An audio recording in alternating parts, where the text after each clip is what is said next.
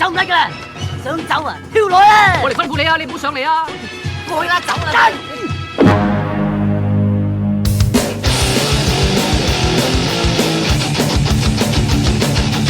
Sain UU, tak sain UU, yang artinya halo Rebahaners dimanapun kalian berada, bagaimana kabarnya? Gimana? Sudah tersenyumkah hari ini? Kembali lagi bersama saya John, sebuah film tentang tema yang sangat ini banyak sekali digandrungi oleh anak-anak muda yang dikira bisa kaya dengan cepat ternyata malah hidup semakin melarat, berjudul God of Gambler tahun 1989, dibintangi oleh dua kakak angkat saya yakni Chow Yun Fat dan Andy Lau. Pasti sudah tahu tentang film apa ini. Jadi langsung saja pasang handsfree, simetris, yang bisa serbahan, kencangkan celana dalam, selamat menonton dan cekicro.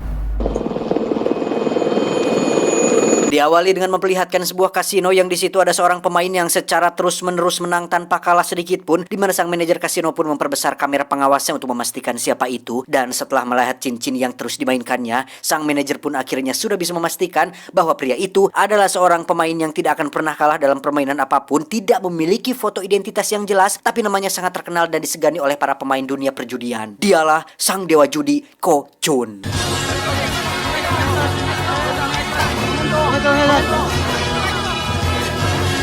Saat ini Ko Chun tengah ditantang oleh seorang pemain dari Jepang yang ingin menguji seberapa hebat kemampuannya, di mana permainan pertama adalah Mahjong yang saya pribadi tidak terlalu paham bagaimana sistem permainannya, yang pada intinya Ko Chun bisa dengan sangat lihai memenangkan permainan pertama tersebut.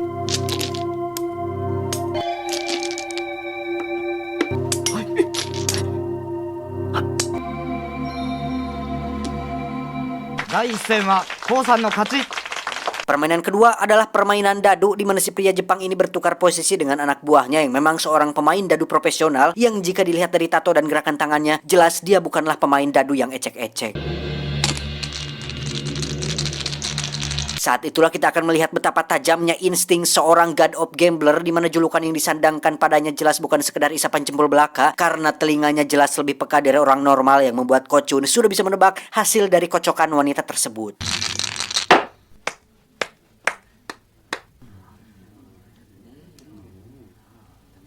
Giliran Ko Chun yang bermain, dia pun meminta kocokannya diganti dengan yang lebih berat dan lebih keras, yang mana kocokan seorang pria sejati jelas lebih cepat dan lihai dari kocokan seorang wanita, sampai-sampai membuat satu dadu hancur yang menghasilkan kemenangan telak bagi Ko Chun.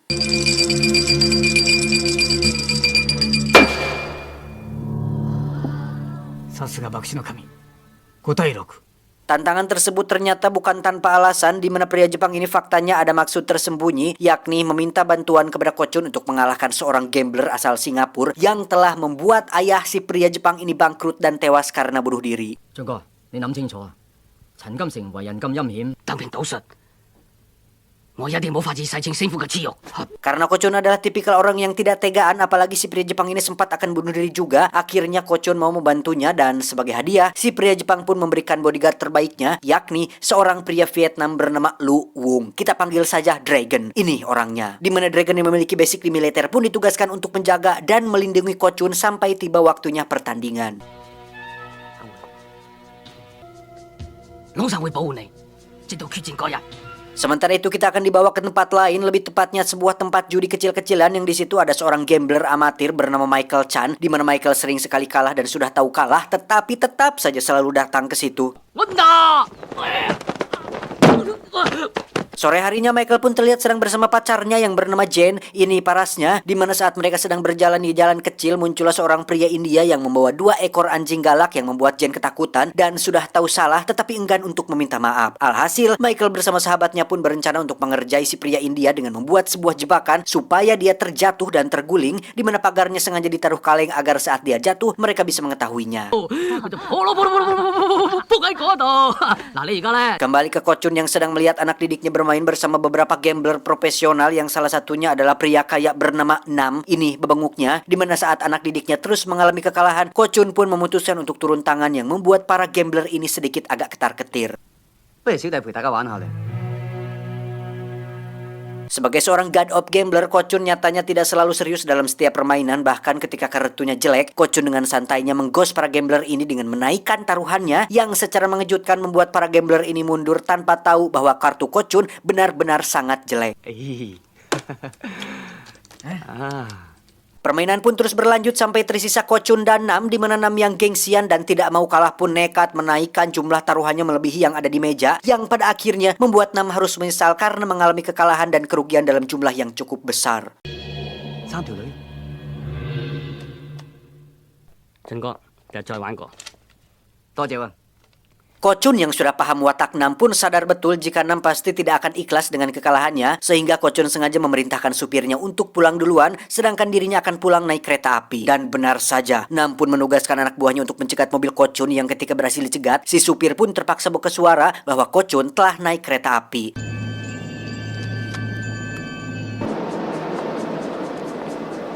Saat itulah kita akan melihat kemampuan si Dragon, di mana dia mampu menghajar beberapa anak buah Nam dengan cukup mudah, yang menandakan bahwa Dragon bukanlah orang yang sembarangan.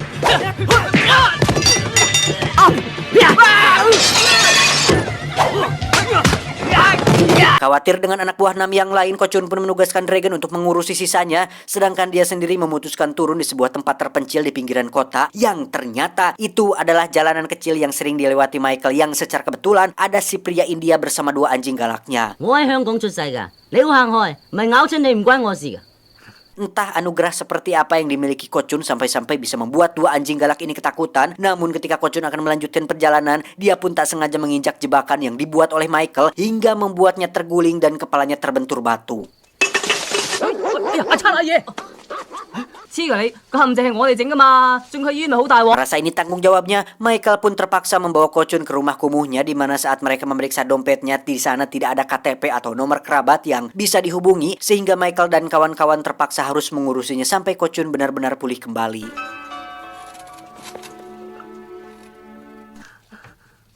佢成個細路仔咁。 直情一大好運出嚟咁嘅。哎呀，食飯先。 Tak disangka insiden tersebut ternyata membuat Ko Chun mengalami amnesia dan juga memiliki kepribadian seperti seorang anak kecil, di mana kondisi tersebut justru dimanfaatkan oleh Michael dengan mengajak Ko Chun ke tempat judi, yang walaupun Jensur melarangnya, Michael tetap membawanya karena Ko Chun masih memiliki uang simpanan terakhir yang dibawanya. 大啲300萬咁講啦。嚟，行啦。 Kepada si bos pemilik tempat ini, Michael mengaku bahwa dia membawa sepupunya dari luar negeri yang cukup kaya raya, sehingga tanpa ragu si bos pun bersedia menerima tantangan Michael untuk bermain kartu dengan Ko Chun. Satu hal yang menarik dan tidak hilang dari Ko Chun adalah dia hobi memakan coklat, lebih tepatnya coklat yang dibungkus dengan plastik keemasan, yang walaupun sekarang dia sedang hilang ingatan, Ko Chun tetap hobi memakan coklat favoritnya. 點解冇電視睇嘅？ Saatnya bermain, Michael dan si sahabat pun terus mengapitnya dan memberitahu supaya Ko Chun bermain hati-hati dan jangan asal menaikkan jumlah taruhan, di mana si bos yang melihatnya pun lama-lama menjadi kesal dan menyuruh mereka berdua untuk diam saja dan biarkan Ko Chun bermain sendiri. 我跟。喂，你黐線嘅咩？ 喂，收聲！ Dan hebatnya adalah, meskipun Ko Chun sedang hilang ingatan, kemampuan insting dan tingkat kepekaannya sebagai seorang dewa judi ternyata tidak ikut hilang, di mana pada momen ini wajah Ko Chun terlihat sangat serius seperti sedang benar-benar mengeluarkan seluruh kemampuannya, yang akhirnya membuat Michael dan kawan-kawan untung besar dari permainan tersebut.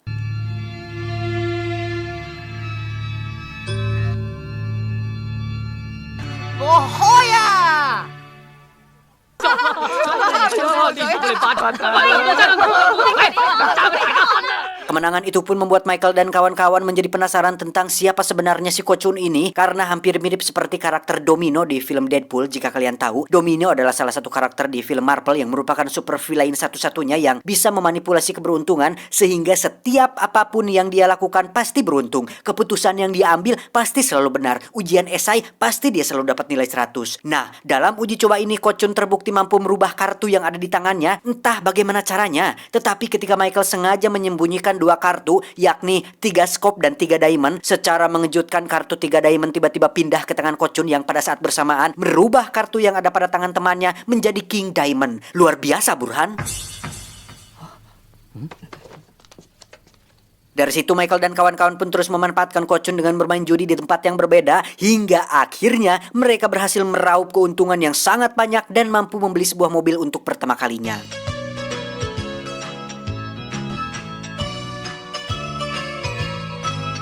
Karena mereka terlalu berfoya-foya, uang hasil kemenangan pun langsung ludes dalam sekejap, sehingga Michael memutuskan untuk meminjam uang kepada seorang rentenir yang berteman baik dengan Boboho. Beliau bernama Paman Sing. Ini babangusnya. Tak ingin membuang waktu, Michael pun langsung mengajak Ko Chun ke sebuah tempat judi, di mana Ko Chun yang tidak bisa mendapatkan coklat favoritnya pun nampak ogah-ogahan untuk bermain, sehingga Michael meminta sahabatnya untuk membeli beberapa coklat yang diinginkan oleh Ko Chun.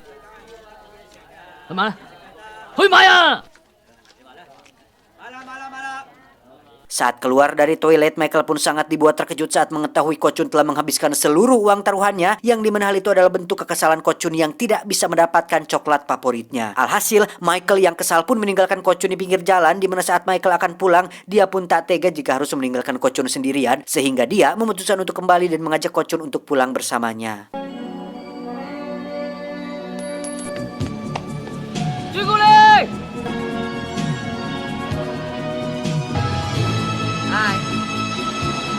Karena takut ditagih oleh Paman Sing, Michael pun membawa Ko Chun pindah ke sebuah rumah bordil milik salah satu temannya, di mana Paman Sing mengetahui tentang hal tersebut dan mengirim anak buahnya untuk menangkap mereka berdua. Terjadi kejar-kejaran di samping gedung yang sedang dibangun, di mana Michael yang pecicilan pun kukulawitan di antara bambu, meski akhirnya dia berhasil tertangkap juga.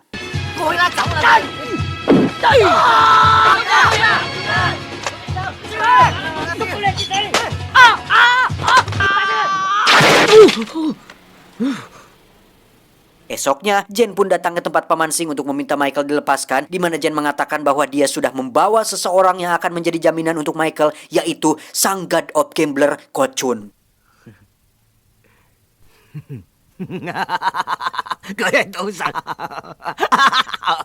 Oh yeah. Paman Sing pun meminta Ko Chun untuk menunjukkan kemampuannya, yang mana pada awalnya Ko Chun mengalami kesulitan hanya untuk memainkan setumpuk kartu, tetapi ketika coklat favoritnya sudah masuk ke mulut, jangankan memainkan kartu, memainkan sebilah pisau saja dia bisa sangat lihai sampai-sampai membuat Paman Sing ketakutan.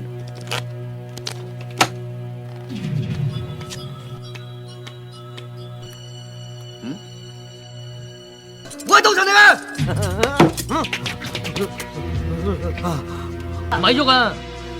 Tú仔， Tahu?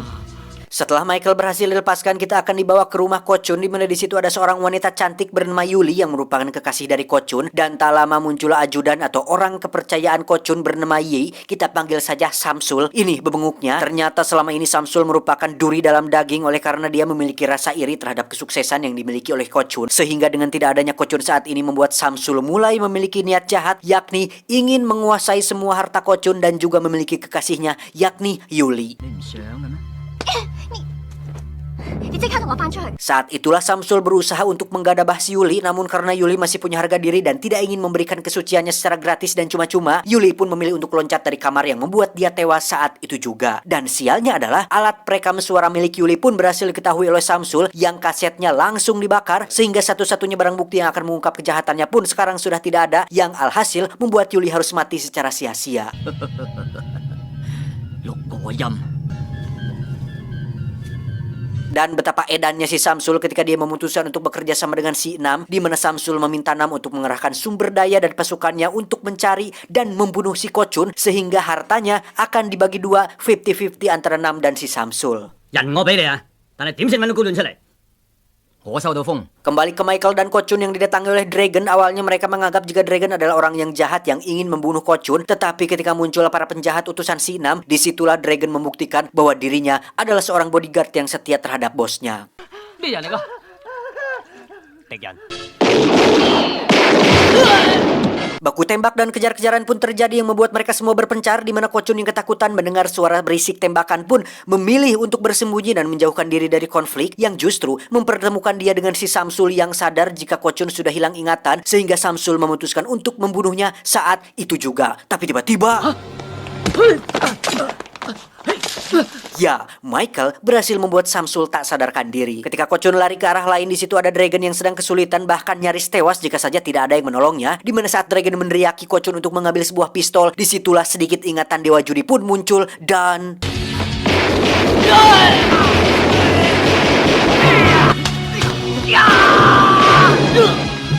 setelah membantai habis semua penjahat, Ko Chun yang kembali ke anak kecil pun seketika terkejut dan segera lari dari sana, di mana dia tak sengaja tijalikeh yang membuat kepalanya terbentur, dilanjutkan dengan ditabrak mobil yang membuat kepalanya tidak gor kaca, hingga akhirnya dia tak sadarkan diri dan dibawa ke rumah sakit.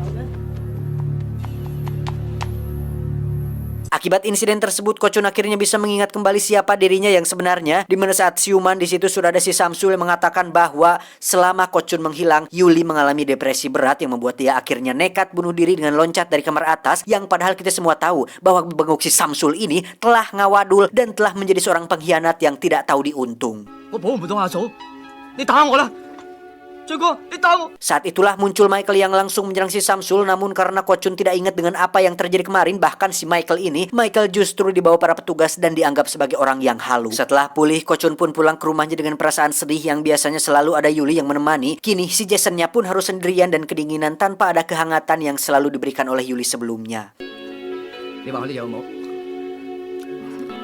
你仲食朱古力，肥死你啊！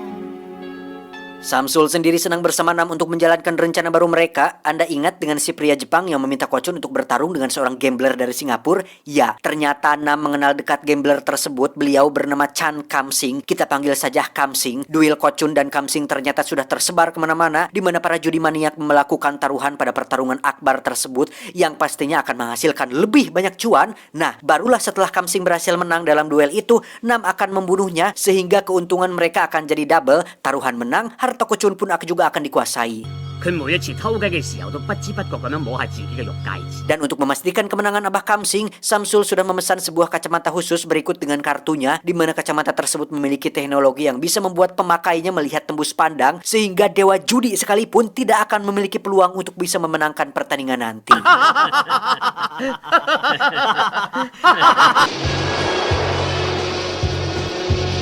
Pertandingan sendiri akan diadakan di sebuah kapal pesiar, di mana Michael yang khawatir dengan keselamatan Ko Chun pun nekat menyamar sebagai pramusaji, mencoba kembali menjelaskan bahwa Samsul orang kepercayaannya telah berkhianat dan berniat jahat kepadanya. 佢話你想殺我，到底有冇咁嘅事？我 Dan apabila Michael benar-benar serius dengan semua perkataannya, Ko Chun akan mengobrol dengannya setelah pertandingan selesai, dan sementara itu Michael diizinkan untuk ikut masuk dan diminta untuk diam dan menunggu sampai pertandingan beres. Dan inilah final battle Sang God of Gambler.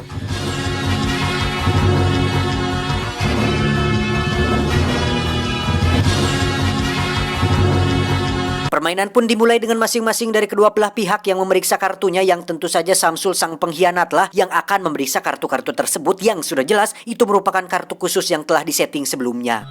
驗牌完畢，可以開始啦。 Tidak melibatkan deposit 1-2 perak, permainan ini akan melibatkan uang puluhan juta, tapi bukan rupiah, melainkan dalam bentuk mata uang dolar yang Ko Chun sendiri dimodali oleh si pria Jepang yang memang memiliki dendam pribadi kepada si Abah Kamsing yang jahat tersebut.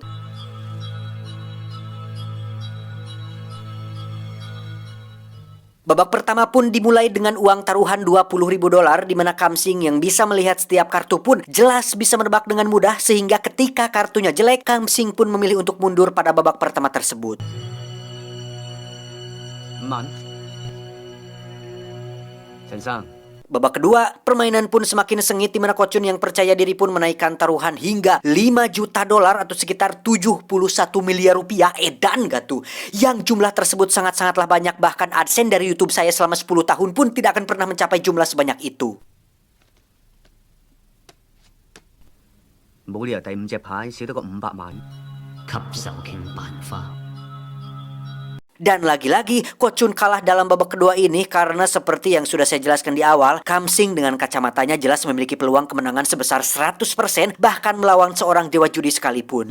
後生仔，係你未夠老，你似乎睇通晒我啲牌。 Babak terakhir, tepat saat sedang pembagian kartu, Ko Chun pun langsung menutup kartunya ketika si Abah sedang menyalakan cerutu, sehingga satu kartu tersebut jelas tak bisa dilihat oleh Kamsing, yang membuat Ko Chun memiliki sedikit peluang untuk bisa menang. 400萬，似乎你個篋裏頭冇咁多。 Karena modal dari si pria Jepang sudah habis, Ko Chun pun nekat menaruhkan sertifikat rumah dan semua aset barang berharganya yang nilainya lebih dari 700 miliar rupiah milik pribadinya, sehingga Kamsing yang merasa percaya diri pun ikut dengan taruhan tersebut, sehingga sekarang adalah babak penentuan untuk melihat siapakah orang yang akan mewek pada pertandingan ini. 好運嘅唔止係你一個。 Dan alangkah terkejutnya semua orang saat melihat kartu terakhir milik Ko Chun adalah as, yang berarti dia memiliki kartu sempurna, yakni 4 kartu as. Saya tidak paham permainan poker, jadi kurang tahu nama untuk jenis kartu seperti ini. Yang jelas, Ko Chun berhasil memenangkan babak terakhir ini yang membuat semua harta si Abah Kamsing ludes sampai tak tersisa. Jesus, I couldn't believe it. Tak hanya itu, Ko Chun akhirnya membuka sebuah fakta bahwasannya kacamata khusus milik si Abah Kamsing ternyata dibuat sekitar 2 tahun yang lalu, sehingga kacamata tersebut termasuk barang lama, di mana Ko Chun sendiri memakai alat yang sama buatan Jerman yang dibuat dalam bentuk soft lens seharga lebih mahal dari milik si Kamsing. Saat itulah Ko Chun berbisik kepada Samsul dengan mengatakan, "Dasar pengkhianat kamu," lalu memberikan sebuah pistol mainan sehingga ketika Samsul dikira akan membunuh Kamsing, Kamsing pun dengan cepat mengeluarkan pistol dan menembak si Samsul hingga dia tewas saat itu juga.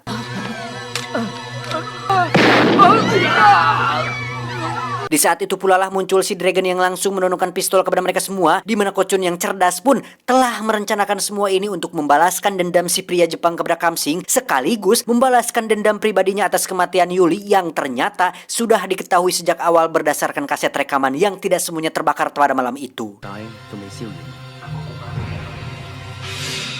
Setelah semua berakhir, si pria Jepang pun sangat berterima kasih kepada Ko Chun yang telah membuat si Kamsing miskin dan akan dipenjara, di mana saat Ko Chun akan diberi sebagian uang dari kemenangan tersebut, Ko Chun pun menolaknya dan hanya ingin dibelikan 1 coklat favoritnya dan juga ingin agar Dragon menjadi bodyguard sekaligus orang kepercayaannya yang baru. Saat itu jugalah Michael memanggil Ko Chun, namun dengan kembalinya ingatan dia dan kehidupannya sebagai seorang god of gambler, mustahil bagi dia untuk bisa mengingat Michael yang bukan siapa-siapa, sehingga ya sudahlah, mungkin ini nasibnya. Michael pun kembali ke kehidupannya seperti biasa, yakni seorang pengangguran yang suka main judi, yang untuk rokok 1 batang saja dia tidak punya, apalagi untuk modal bermain judi. Dan tiba-tiba muncullah Ko Chun bersama nenek Michael yang sudah dibelikan kalung emas 50 gram, di mana Ko Chun selama ini pura-pura tidak mengingatnya sampai rencana balas dendamnya selesai. Dan mulai sekarang, Michael dijadikan murid sekaligus partner yang memiliki potensi untuk bisa melanjutkan gelarnya sebagai dewa judi selanjutnya. Laisi, Maigasi. Tamat, ending yang cukup menjackpotkan. Pesan yang bisa kita ambil dari film ini sudah sangat jelas dan sudah sangat sering disampaikan oleh Bang Haji Rhoma Irama, yaitu jangan main judi, titik. Kalau tidak punya modal, cuma